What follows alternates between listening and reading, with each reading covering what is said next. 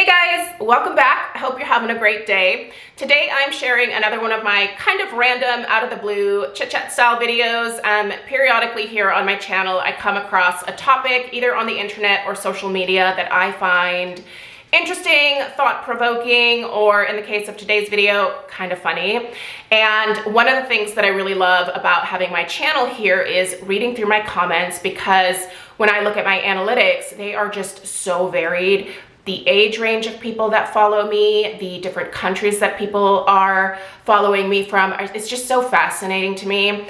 And just knowing a lot of your different backgrounds after years of, interacting with you and getting to know some of you a little bit better, I just absolutely love seeing what you guys have to say about some of these topics. And today's video is once again brought to you by my Instagram algorithm, which, by the way, I love my algorithm. It is so random. The stuff that I interact with, sometimes I think, what am I doing? Who am I? Why am I interacting with this stuff? My For You page, honestly, is absolutely hysterical.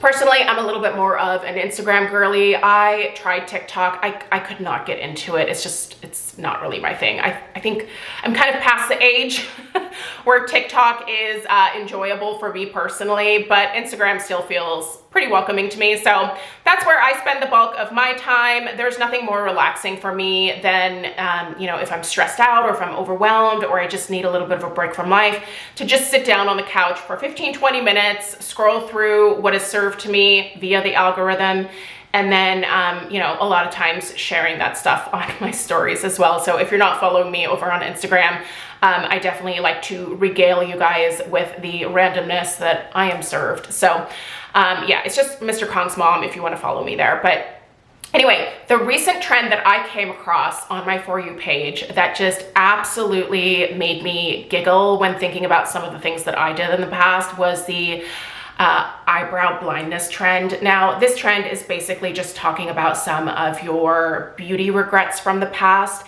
I think it's called the eyebrow blindness trend because honestly, I think that brows are one of the things in terms of beauty trends that change the fastest, and it's the hardest to keep up with, you guys. Now, I can't participate in any of these eyebrow trends because your girl here, and we'll talk about this regret because it'll be my very first one, participated in the 90s brow trend. And so I plucked my brows into an oblivion. They never grew back. And so I had to essentially tattoo my brows on my face. If you are new here, I get a lot of questions about my brows. And I think it's because the color matches my gray hair so well. That is because my tattoo artist specifically matched the color of my hair to the brow color that she used to do my micro shading. So I can't even participate in these trends because these things, they're permanent. They're not going anywhere. But yeah, so I think the trends for brows just change so frequently. And if we just think back like on 10 years of brow trends, we've had everything from skinny brows again. We have had those big blocky brows. We've had the feathered brow and everything in between. Brows change so frequently. I think that's, thus the name for the trend, if you will. I want to know what your top eyebrow blindness moments were when you look back on pictures of yourself from 10, 15, 20 years ago. What are the things that you see in photographs that you just think, why did I do that? That really wasn't actually flattering. That did not look good. That was awful. Why did I make that choice? And again, it doesn't have to do with just your brows. It can be your hair. It can be a makeup trend that you participated in. Whatever your answer is, I want to know what it is. So let me know maybe your top 2 or 3 in the comments down below. I love reading through these responses. Like I said, the different backgrounds that you guys are all from, it's just, and the age ranges too. I think this is going to be the most interesting thing. If you would feel comfortable leaving your age as well, I think that that's definitely something that would be kind of interesting to read through as well. Is maybe you're looking back 20 years, maybe you're looking back 40 years, but let me know what your regrets are, because I'm about to share my top 4 with you.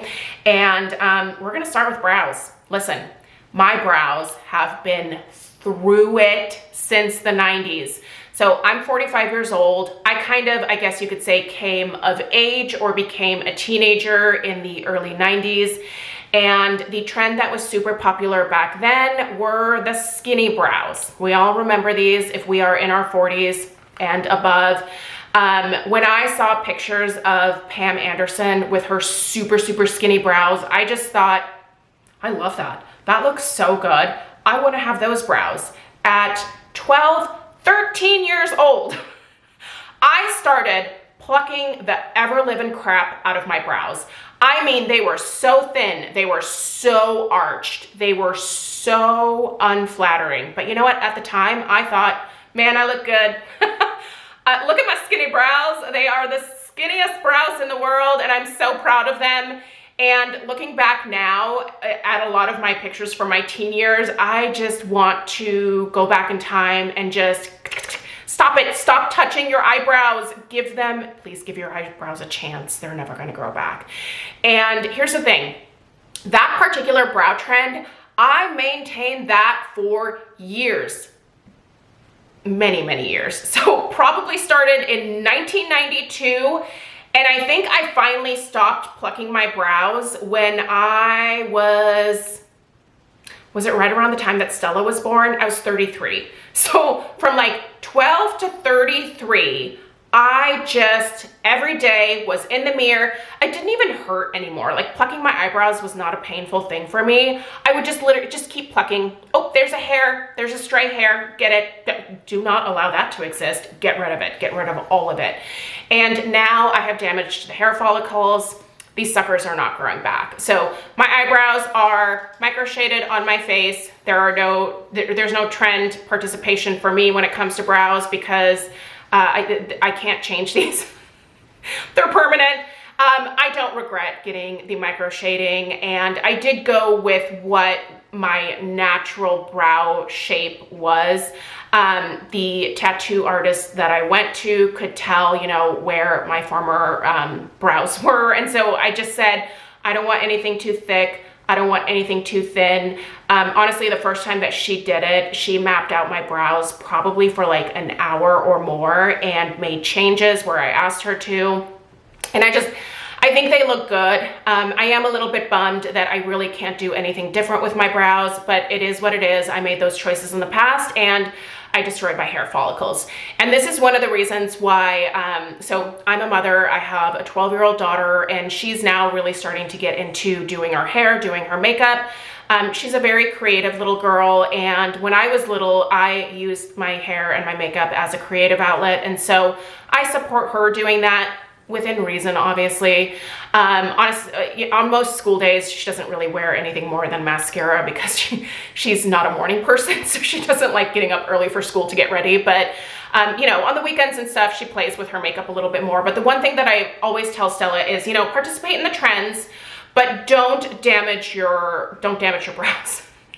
She has seen me go through the micro shading, and she understands, you know, why I got it done. And I just always tell her, you know, brow trends come and go, and you have really beautiful brows. In fact, when I look at Stella's brows, I see the brows that I had when I was a little girl, and I miss them. They were so natural, they were so beautiful, and they were just perfect for my face. And I wish that I would have never messed with them. And, you know, I just like to stress that to her, because if I can pass along any wisdom, and she retains even a small amount of it, like, I'm gonna feel good about that. But the brow thing is just one of my like biggest regrets, and I don't want her to have that regret. So far Stella has not plucked her brows. She also thinks that it is insanely painful, and so I think we're probably safe with her not ever participating in a lot of these brow trends. I think she's just gonna keep her brows the way that they are, which I applaud. All right, the next 3 definitely have to do with my hair, and my hair has been through it also since my teen years. The very first time that I ever colored my hair was when I was 13 years old. I remember that my mom allowed me to dye my naturally blonde hair a strawberry blonde, and I loved it. I just thought, oh, this is something that I really like. I'm gonna have all the colors, and I did. From that moment on, my hair has been every shade of blonde, brown. I even decided my junior year of high school to dye my hair black, jet black. Now, I didn't have the money to pay to remove that color at the time, and so I just had to let that grow out. It was hysterical. I mean, I had blonde, like just this blonde halo as I was growing this black hair out between my junior and senior year. My only hope was that I could get it long enough to, you know, then chop it so that I wouldn't have that that difference in color for my senior pictures. And you guys, I did it. Now I had to have really short hair. We're gonna get into the haircut regret here in a second, but luckily I managed to cut out all of the black just prior to my senior pictures, and oh my gosh, I was so thankful. But yeah, lots of different colors. But once I got into college and, you know, into my more adult years, I stuck with blonde for the most part. Being born a blonde, I just was like, I should probably just go back to that. Now, after graduating from college, I had a little bit of extra money because I got my first big girl job. I had a salary. I was living in apartments with girlfriends. My expenses were pretty low at that point, didn't have a car payment, you know, and so I had the extra money to go to the salon every, you know, it wasn't 4 weeks, probably 6 to 8 weeks, to do highlights or to cover up my roots, because I started going gray at the age of 24, 25. That's when the first grays started coming through.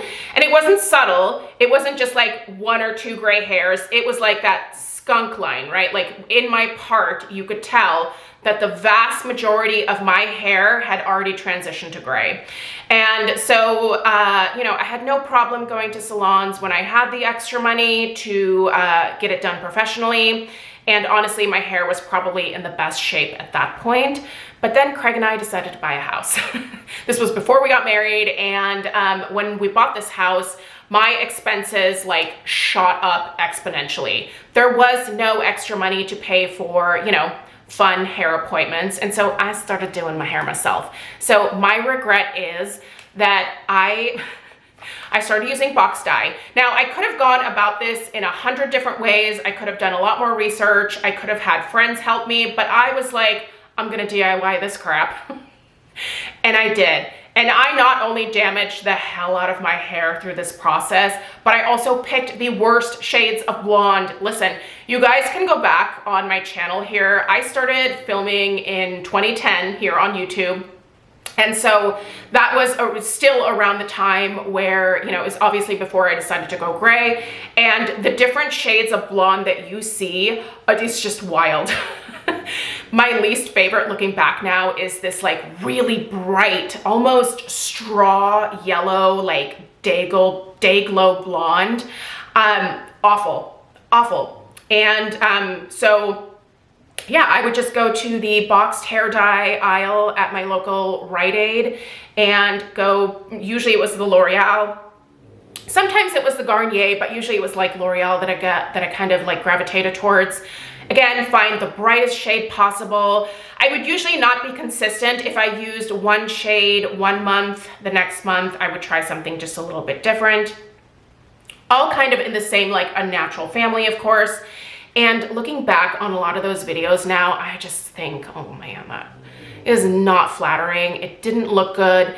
I should have just let my hair grow out naturally, and I should have just embraced the gray much earlier in life. But listen, when I was 24, 25, I couldn't. I was not mentally ready. It wasn't until after I had Stella and a lot of my priorities changed that I thought, you know what? I think I'm done dyeing my hair constantly. And honestly, best decision ever. I have no regrets about going gray. I have no intention of ever coloring my hair ever again because it's so freaking healthy now. And you know what? I don't have to worry about spending that money. I don't have to worry about making appointments. I don't have to take time to do that anymore. And it opens up time that I can now spend with my kid or, you know, just doing other things in life. And I love that. I love it. But definitely a regret is, you know, just rocking that box dye for way too long and picking the most atrocious colors that I possibly could. Okay, next hair regret. I don't know why I'm so fixated on my hair, but I really am. Is definitely the 90s Posh Spice Bob. You guys remember the Spice Girls? Posh Spice was my personal favorite Spice Girl. Anyway, since I love me some Posh Spice, I thought, you know what, I'm gonna get me a Posh Spice haircut. And this was, I think, in I'm pretty sure it was 9th grade was the first time that I got this like particular do.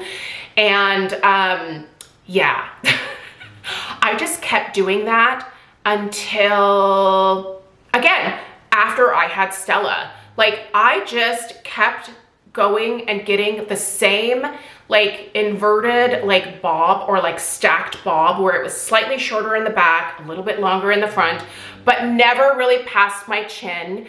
And I just rocked that forever. Now, I think at the time, I mean, it was cute, right? Like when I did my hair, it did look cute, but a lot of times I don't like doing my hair. I'm pretty lazy, and we're gonna tackle this in the next regret. But you know, like when I did my hair, it was wonderful, but the vast majority of the time, it didn't look very good because I'm not great at doing my hair. Like I can do my makeup for days and, you know, have that look absolutely perfect and flawless. But when it comes to my hair, I've never had the inclination to really make that look super great, I guess you could say. And so I just kept getting that same hairdo because it was the easiest. And I never even thought, like, let your hair grow, experience a different hairstyle. I spent my 20s basically with the same haircut the entire time. And looking back, I just think, man, I wish you would have just at least given it a chance to grow out a little bit, to experience something different. But you know what? You live and learn. So now that I have grown my hair out just a little bit, it's very fine, very thin. I don't think that I would really grow it much longer than this. You know, I've certainly had it just a little bit longer, but for the most part, I think this is a pretty decent length. It's easy for me to put this up into a ponytail. I love being able to put my hair up. I was never able to do that in the past. Well, when I did, it just looked silly, right? Because I was basically just taking the front part of my hair that was a little bit longer and, like, you know, plopping it up on the top of my head there. Not a good look. But now I feel like I can do a lot more with my hair, and that makes me kind of happy. So that now leads into my last regret. Also a hair regret, and this one's pretty recent.